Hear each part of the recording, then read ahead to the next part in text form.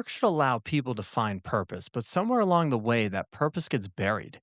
It took our guest today, Trisha, 2 years to bring therapy dogs back into her workplace, 2 years of political tape everywhere. And that's saying something. Burnout isn't just about being tired, it's getting disconnected from what brought you into the field in the first place. Let's roll right in. All right. Welcome to the Work Sucks, but I Like It podcast. Today we've got Trisha Vinatieri. She's a clinical psychologist and organizational development psychologist with nearly 20 years of experience. She is currently the chief well-being officer at a large VA healthcare system. She claims burnout isn't a problem, but rather an epidemic. Trisha, welcome to the show. Thank you for having me. No, awesome. So I just want to say, Chief Wellbeing Officer, that is such a cool position. I definitely want to hear more about that and that work, if you will. But first question we asked Trisha to our guests is, how do you define work today? How do you define it? I define work as something that has the opportunity to allow someone to have purpose and meaning in their life. I think in previous generations, work has been means to a paycheck, to keeping a roof over their head, to pay the bills.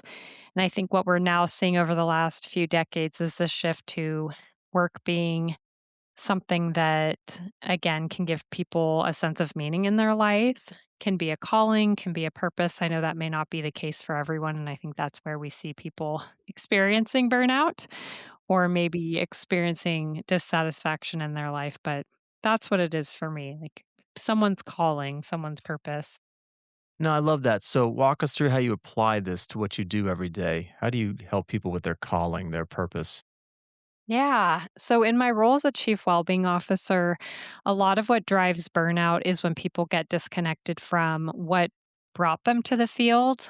So, my work specifically focuses on healthcare. So, let's say I'm working with a group of physicians or nurses or mental health providers. Burnout is experienced when people start to feel like the work that they signed up to do, that they've been trained to do, is starting to get farther and farther than from what they're actually spending their time in the workplace doing. So, for example, if someone's like, wow, I'm spending a lot of time doing documentation, doing, required trainings and submitting referrals and answering secure messages, and I'm spending less and less time with patients, that's when people can start to lose their sense of meaning in the work that they do. And the things that they're passionate about, they spend less time doing. Part of what I do when I work with organizations, so I'm a chief wellbeing officer for a large healthcare system. And then I recently started my own business where I consult with healthcare leaders around how to do the work that I do in my chief wellbeing officer role. And a big part of that is how do we get people back to doing the work that they were brought to the field to do, knowing that there are going to be requirements that are the not so fun parts of your job. That's just what comes with the territory. But if you have even just like 20-30% of your workday is filled with things that you really enjoy, we see in the research that that's enough to sustain people, that bit of purpose and meaning that they get what they're I'm passionate about. surprised it's that low. 20, 30%. I would think that it's higher. That's interesting. Yeah, I think the optimal amount is higher than that. And I think where that number comes into play is really around people having flexibility in what they're spending their day doing. And that's kind of the low. That really should be the floor. That shouldn't be the ceiling.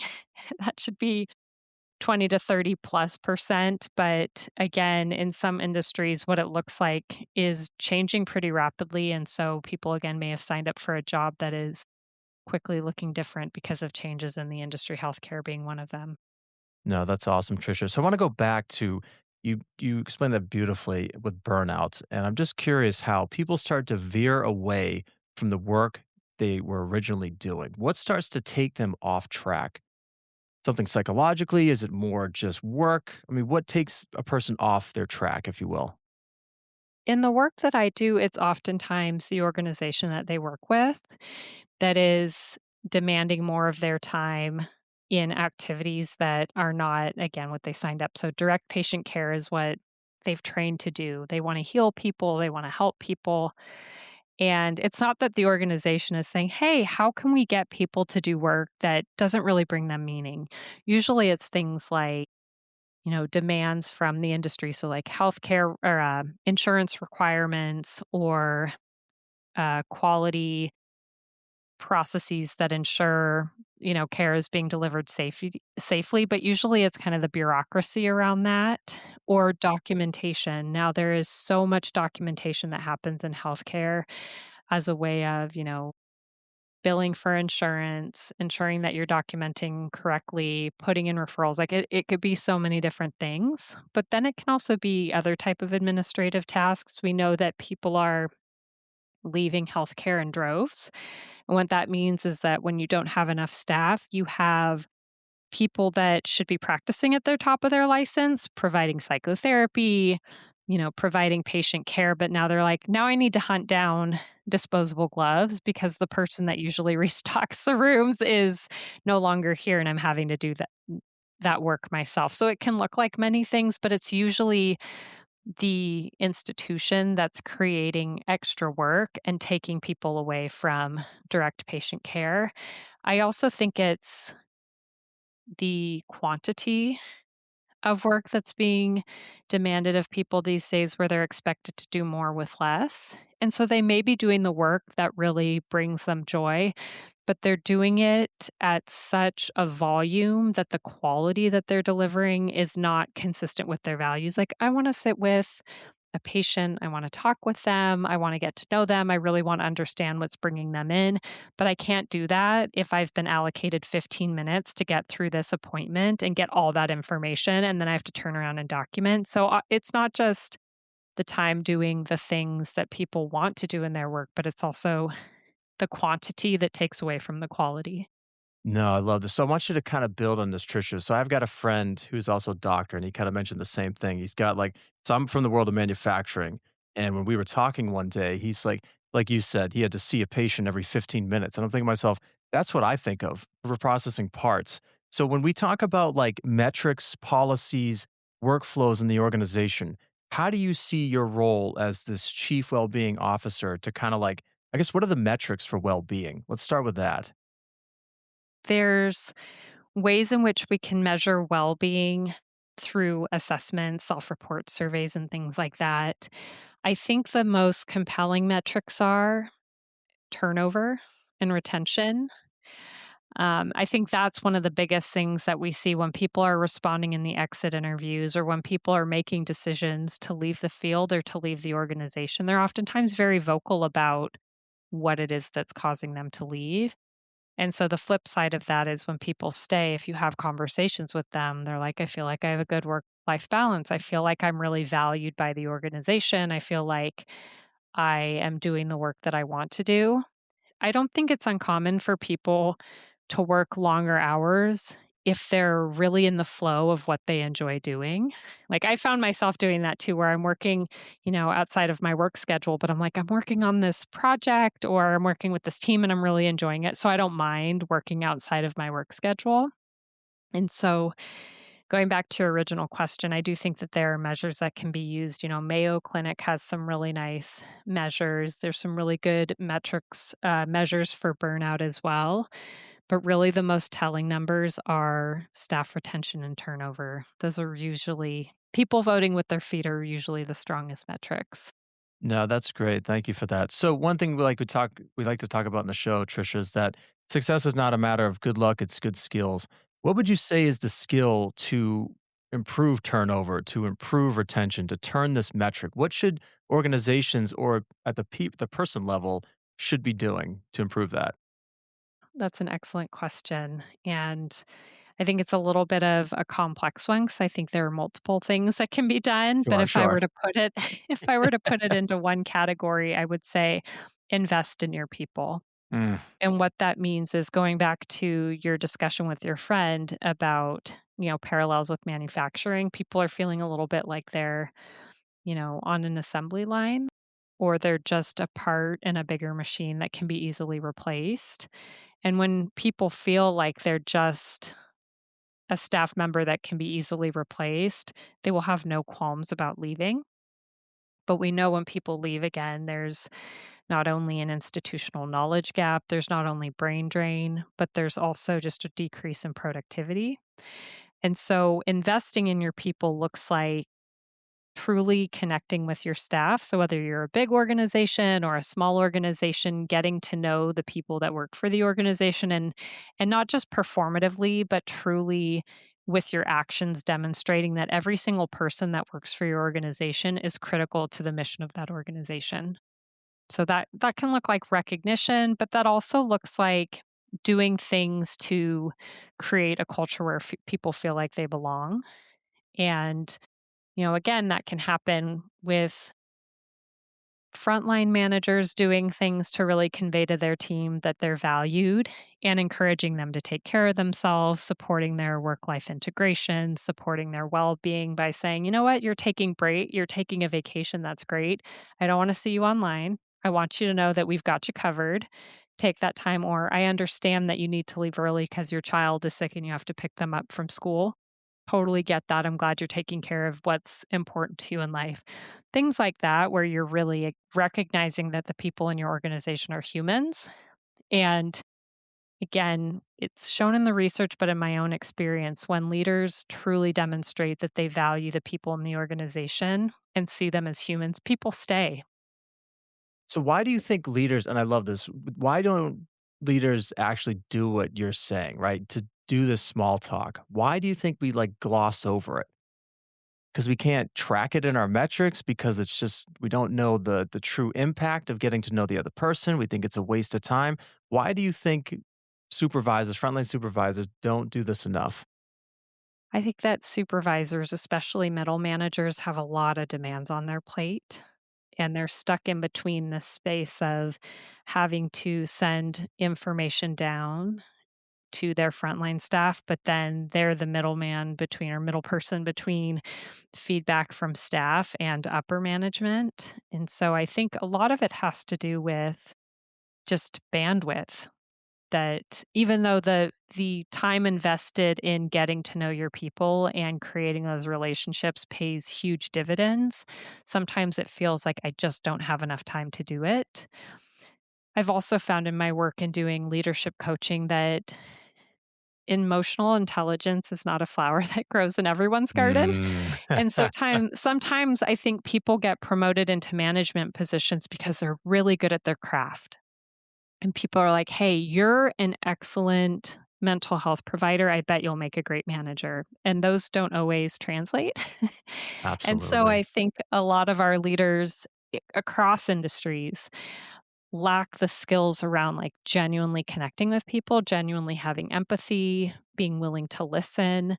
I think the styles of leadership can be different. I think many managers and leaders across industries, again, have maybe more of this transactional style where it's like, well, I'm your boss. I tell you what to do and you do it. And as long as that's the case, like things will flow smoothly versus more of a kind of servant leadership model. There's many different models that work more effectively than, authoritarian or transactional leadership. So I think it's a skills gap, but I also think that like my heart truly goes out to middle managers because they really are some of the folks that I work with that have the highest burnout because they have so many demands on their plates, including pressure from upper leadership to meet performance metrics and KPIs and all of those things, and may not feel like they have the time and energy to connect with their staff. Hmm. So, have you, in your experience with, I guess, your, psychologist work, have you worked with middle managers? And if so, can you walk us through kind of an example with this manager stuck in between here, like you're talking about? What have you done to help him or her along the way?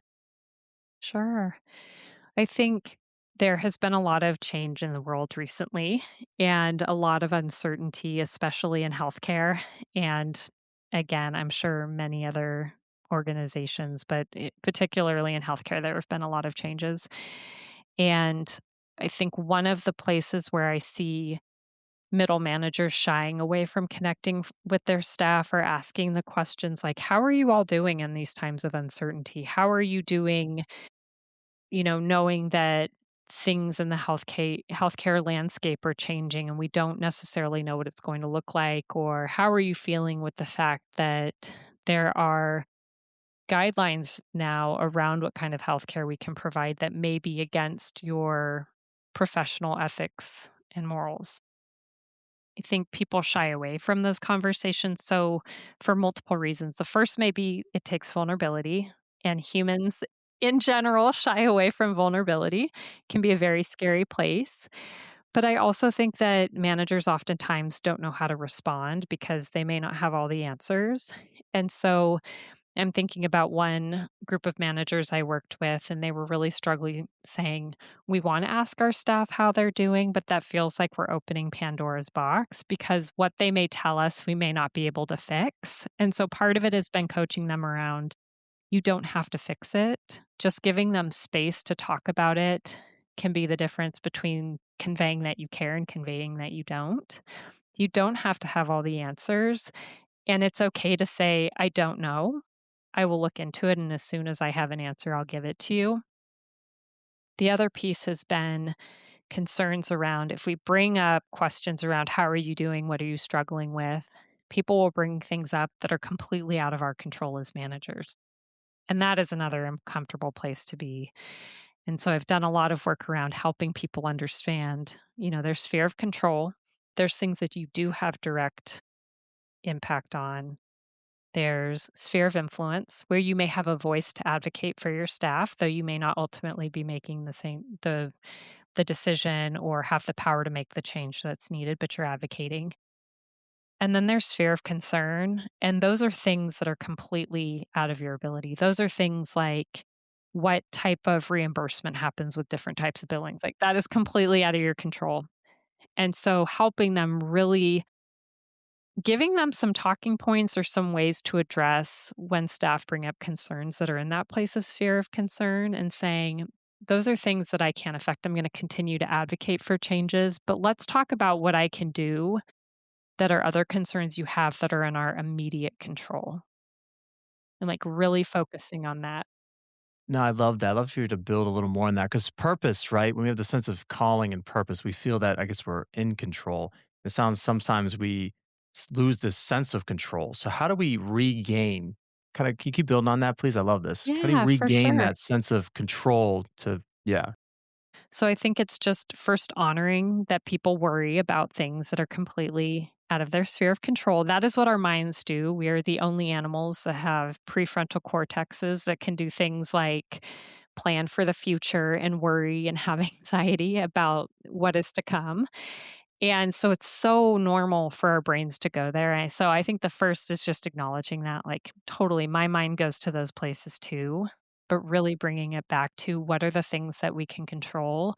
And I give people examples like what you wear to work today, Mm, what love food you that. put in your body, how you spend your time outside of work. How do you decorate the work area you're in? How do you connect with your colleagues in a meaningful way? And those seem like small things, but once people shift their focus to that, they notice that difference.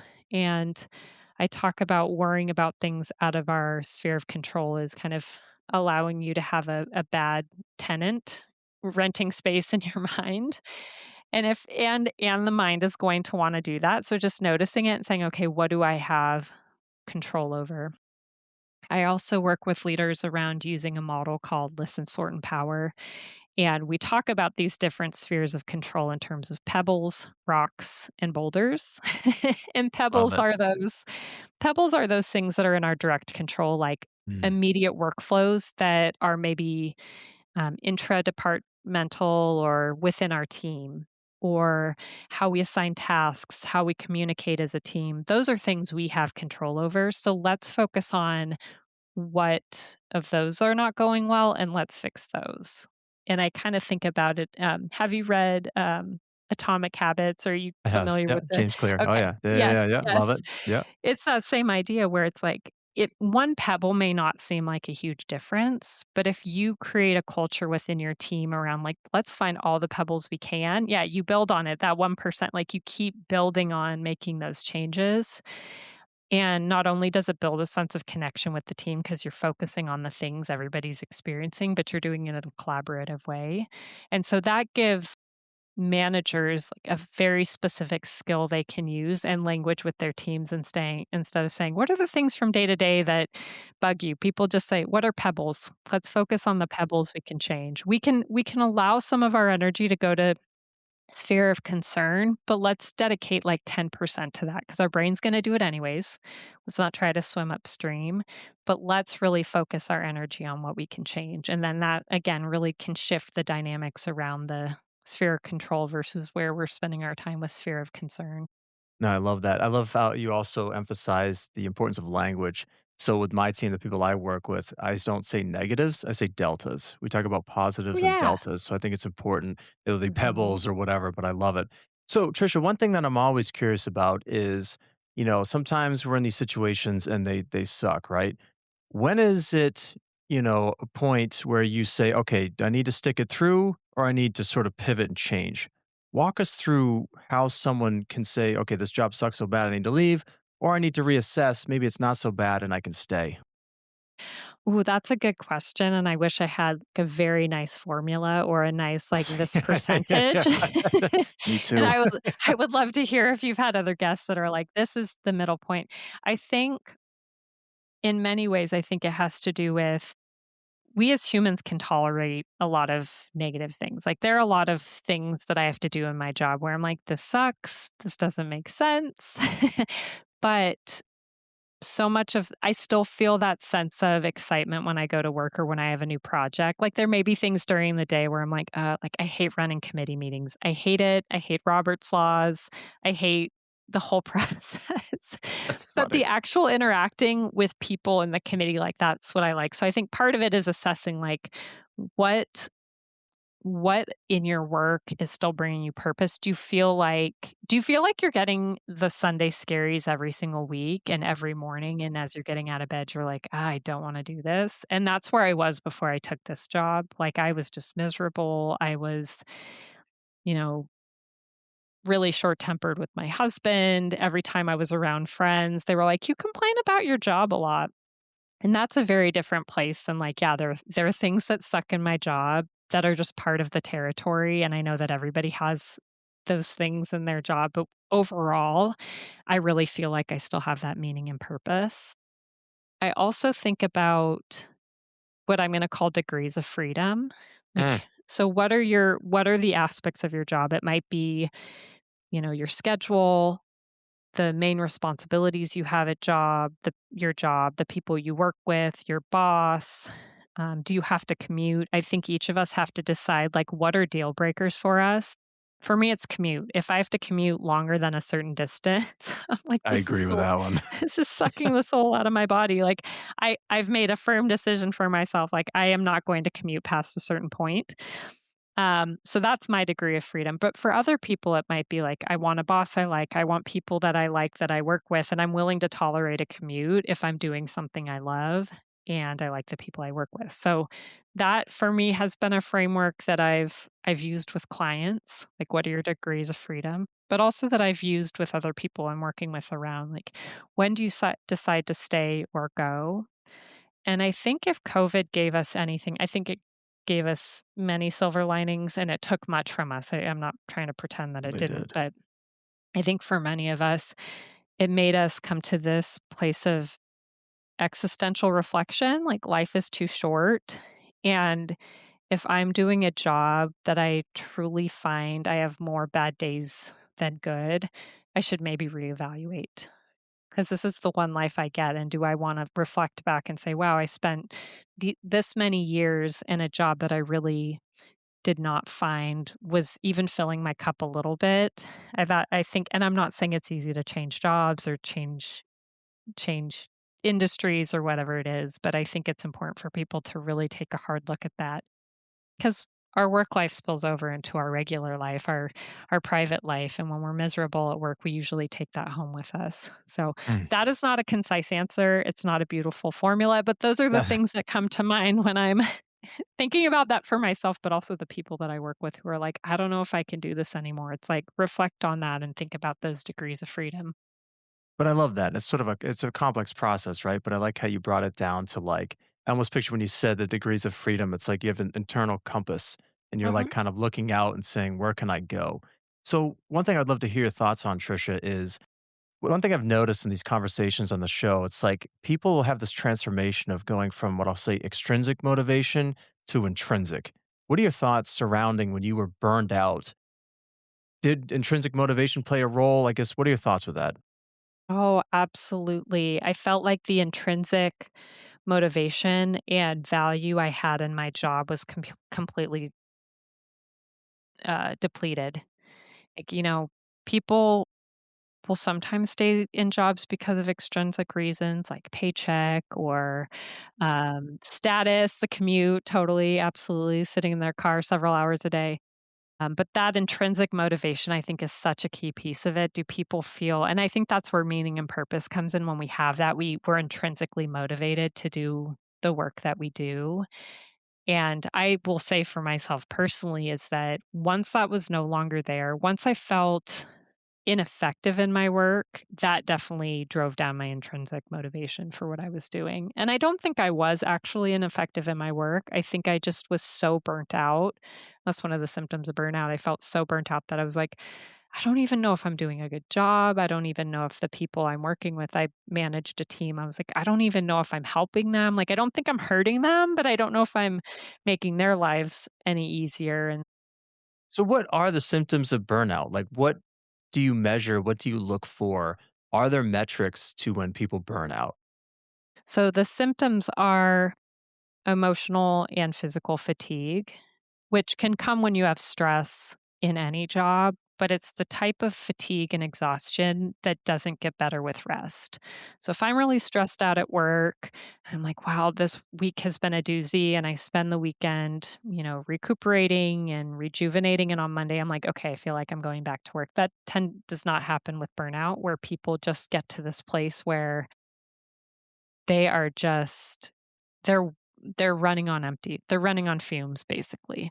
So that's the emotional and physical exhaustion. Then there's what we call depersonalization, where people just start to feel like they have no more empathy to give. They start to see other people as just hindrances or disruptions. And so that's what I started to notice in my job as a manager. People would come to me with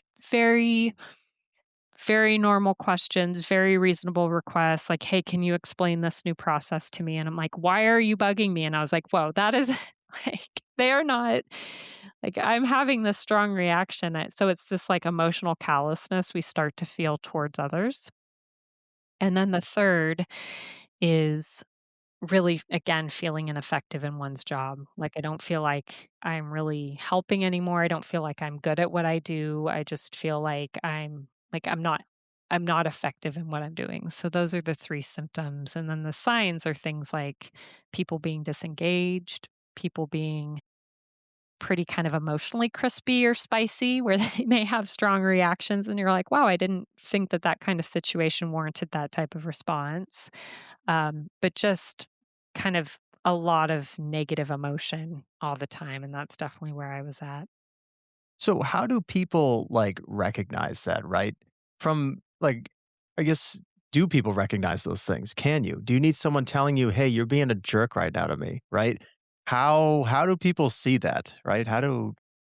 Do I walk in saying, "I know I'm burned out," or does someone say, "Man, you got to go see someone"?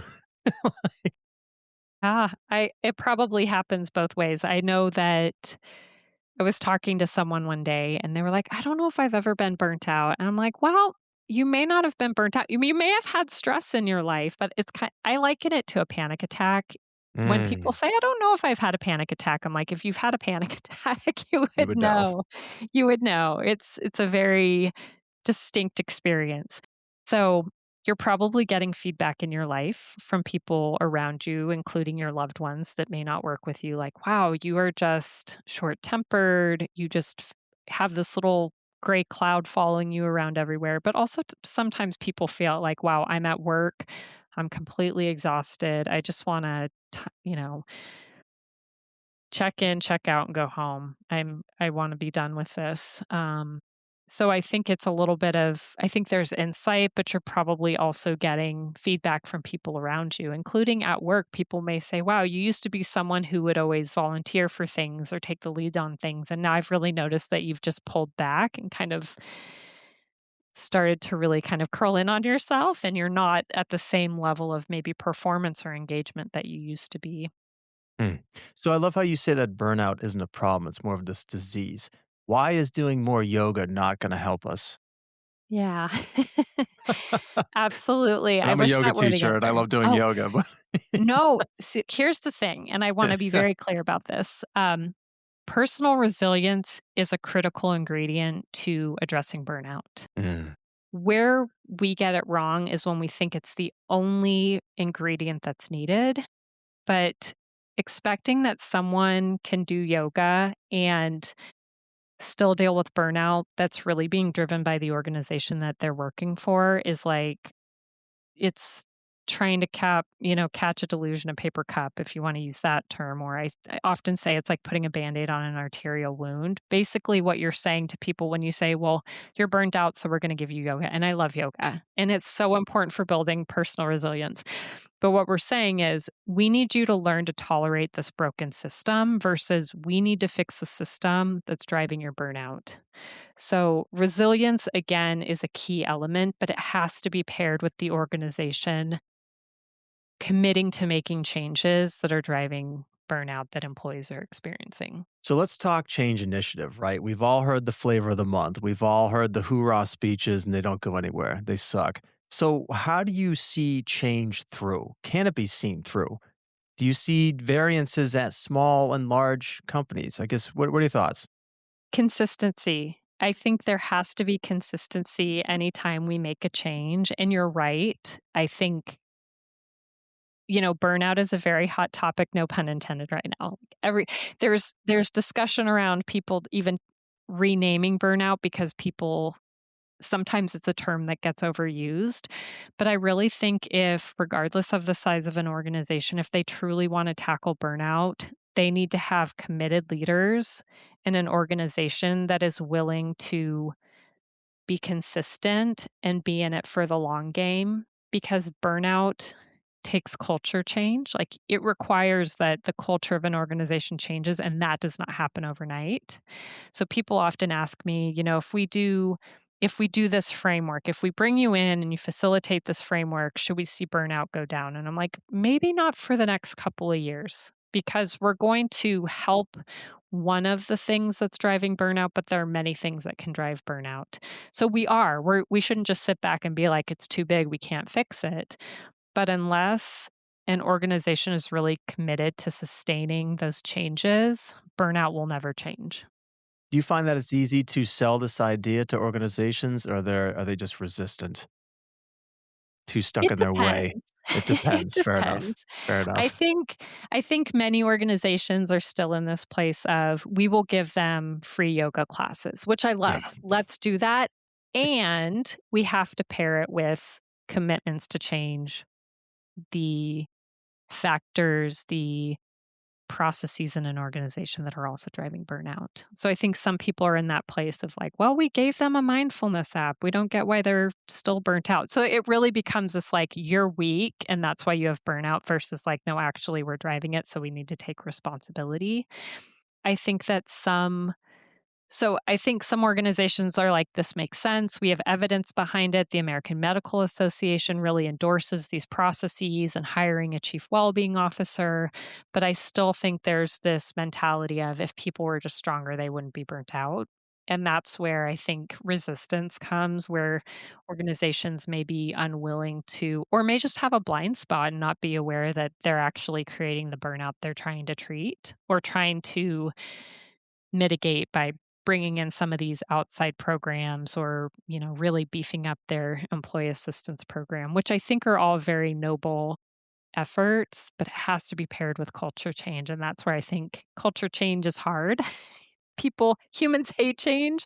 So I think that's where the resistance can come in a bit. So I'm curious with this culture change. I mean, you've done this for, over 20 years. You must have, I guess, walk us through these generational differences. Do you see any? Walk us through Yes. like the older, the younger. I guess I'm more, go ahead. I'll let you go because I got thoughts on the younger generation, Yes, I even would though I'm a love to hear millennial. that. So, I yeah, know I'm a millennial too, and I'm yeah, like, I don't identify as a millennial. yeah, right. Same.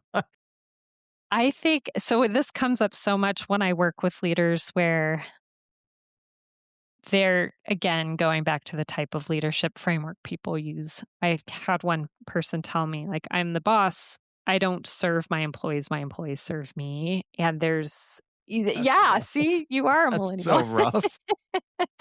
50 years ago, people would have been like, yeah, like, Yeah, you're my right. boss. You tell me what to do.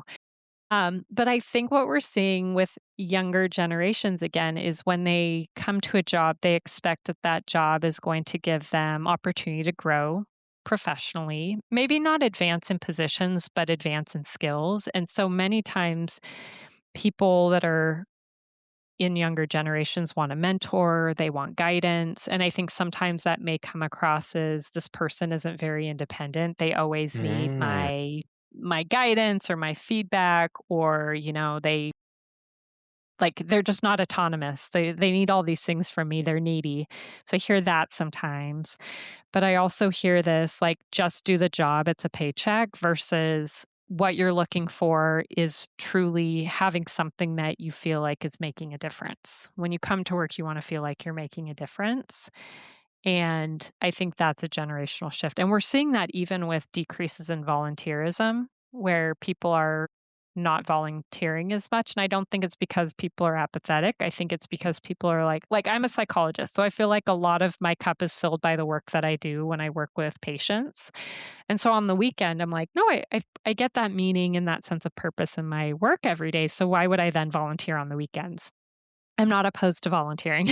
I'm just saying I think that's a mentality that people have. Whereas, again, maybe 20, 30, 40 years ago, people are like, yes, this is the job I do and it pays the rent, or it's, I don't mind it that much, but it doesn't give me the purpose I feel when I go out and I'm part of a community and I'm serving the greater good.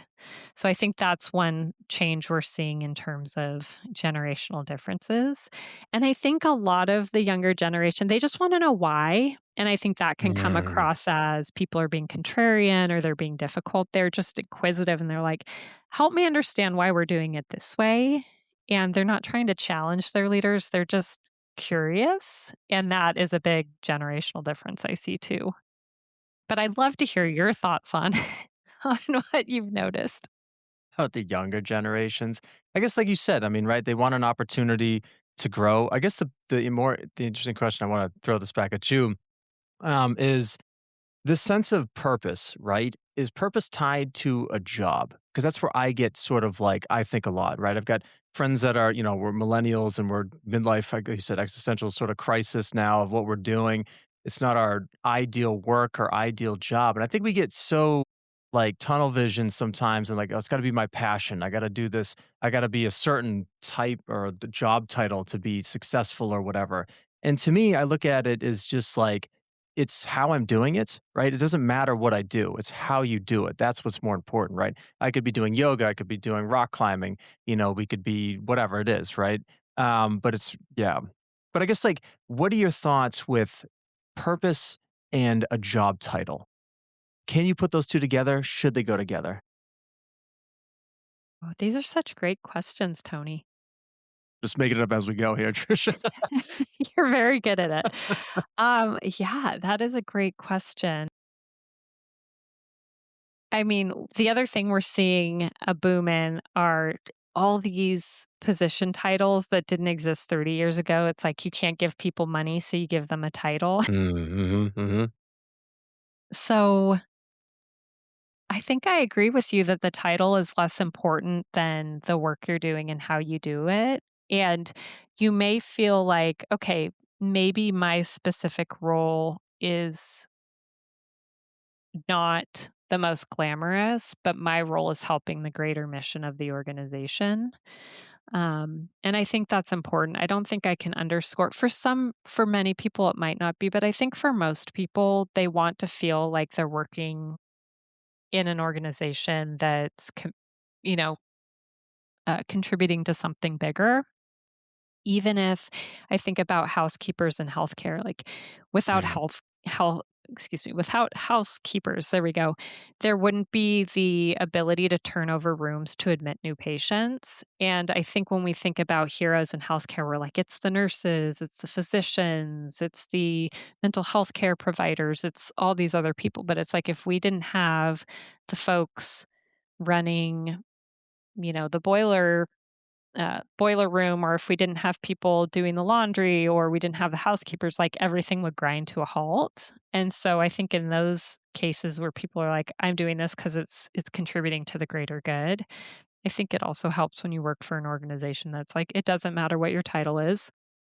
This isn't about hierarchy. It's about us all coming together and doing our jobs so that we can achieve the mission of the organization. And I don't think that exists in every organization, but I think that helps retain people. No, that's great. So, walk us through. I guess another thing that I see, Trisha, with the younger generation coming in, relatively speaking, is like the motivation, right? And I think it kind of surrounds the work life balance as well.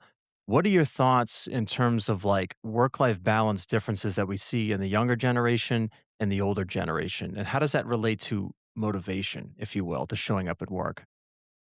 Yeah, I think there's a big generational divide there too, where I know I'm a millennial, but I was definitely raised in my graduate career and in my training experiences that you have been given this gift of an Mm, opportunity to work here. I So like show up that. and do I your like that. job.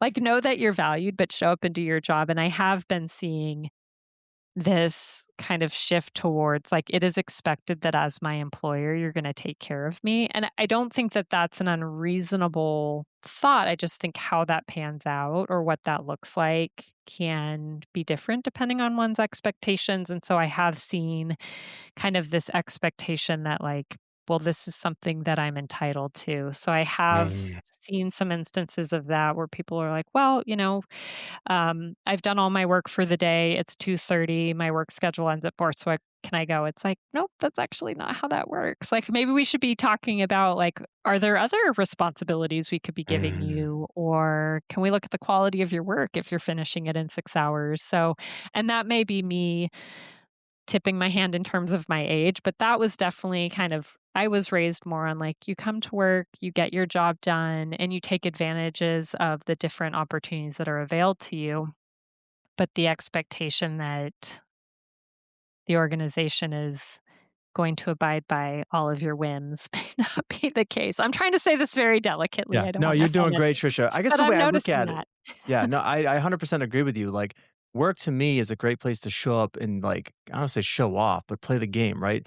So I think of Yeah, soccer or football or whatever, wherever in the world, whatever you want to call it. You know, in a soccer match, there's two halves, two 45-minute halves and a halftime, right?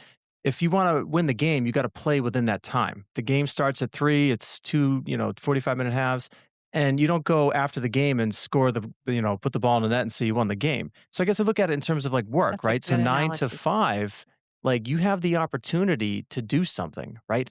I guess how do you like I guess that's where my thoughts are. That's where the show came up is how do you motivate people to want to show up and see work like that today? Because it's not seen like that. Everyone's like, oh, I want to work at home. And I struggle working at home. I can't stand it. I get distracted. My cat sits on me. My girlfriend's out there reading a book. Oh, let's go for a walk. It's like I can't focus, right? So I like compartmentalizing it, thinking of work as like a game. So, if you will. I completely agree with that. And I wouldn't be surprised if we see a generation of entrepreneurs that are like, I don't want to play the game. I want to strike out on my own. I want to create something that gives me that flexibility. But I think you're right that you have to learn to play the game and to play the game to succeed in maybe a more traditional work environment or one that abides by like this is your work schedule, this is what is expected of you, and hopefully we're treating you well enough that you want to stick around, but that is what you signed up for. Like there's no hidden fine print when you apply for a job and they're like, these are the work hours. So I Right, love right. that analogy of the soccer game. Yeah. No, awesome. So, Trisha, this has been a great conversation. I really enjoyed this. Want to ask you one last question here. So, what sucks about your work today, and what are you doing to make it not suck? You personally, your work. Honestly, chief well-being officer and in my consulting work, so much of my work around again is around cultural transformation, which takes time. And you don't get instant gratification of we did this and this is the fruits of our labor. It doesn't happen that quickly. And so I think I spent, so I've only been a chief wellbeing officer for 3 years. I've been a clinical psychologist for almost 20 years, but only a CWO for 3 years. And I think in the beginning, that was really hard for me. Like I spent a Mhm. lot of nights awake thinking about, like, am I doing a good job? Am I even helping? And now I'm at the point where it's acceptance. So it does suck that I'm like, okay, we're going to institute this change that's really going to help people, and it's going to take 6 months to do. And in the meantime, people are reaching out to me saying, like, I'm burning out. I don't know if I can stick around. And so change doesn't happen fast enough. And so it's acceptance. But I also have started to keep a tally of the small wins. So I can look at this ever growing list and be like, you know what? Yes, the bigger things are taking time, but we did this, we did this. So, for example, I got a lot of feedback when I was meeting with staff in early days, and they were like, you know what we loved? When the therapy dogs came on campus. And then COVID Therapy happened. dogs. Therapy dogs, I know. Look into it. They just come on campus and hang out with the employees. I love And it. then COVID happened and we were worried about germs and all those things. And so the therapy dogs went away, and I heard a lot of people talking about the desire to have a therapy dog. So I worked with a colleague and I let her know that. And I wasn't the one who put the therapy dogs back into place and partnered with an organization, but I, like, helped advocate for the return of them. And I'm like, okay, that took like 2 years though.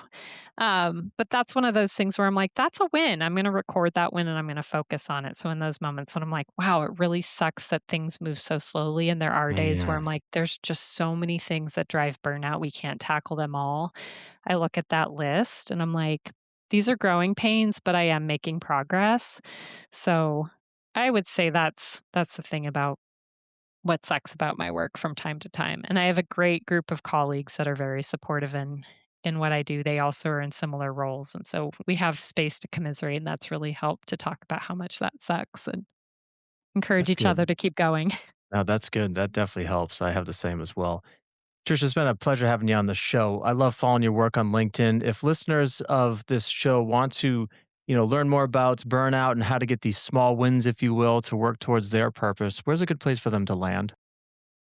I'd recommend checking out my website, the cliniciancareconsulting.com. So it's just www.cliniciancareconsulting.com. And you can click the LinkedIn logo and it'll take you to my LinkedIn page where I post twice a week on different things that people can integrate that may be small changes, but over time, again, if you sustain them, can have a big impact. Yeah, and I love those, by the way. I follow those on LinkedIn. So thank you for posting those and sharing those. But Trisha, it's been a pleasure having you on the show. Thank you so much.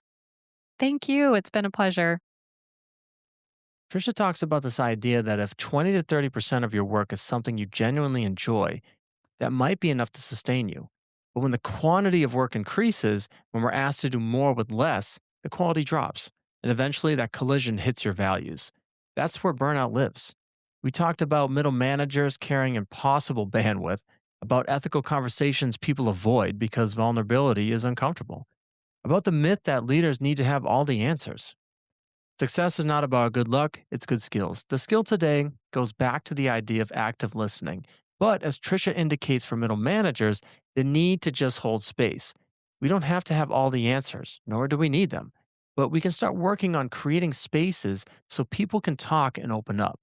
The skill almost is don't say anything. Don't try and fix it. Just be present for the people around you. You might see something they don't, but you first need to see and hear what they're saying. And with that, thanks for listening and see you next time.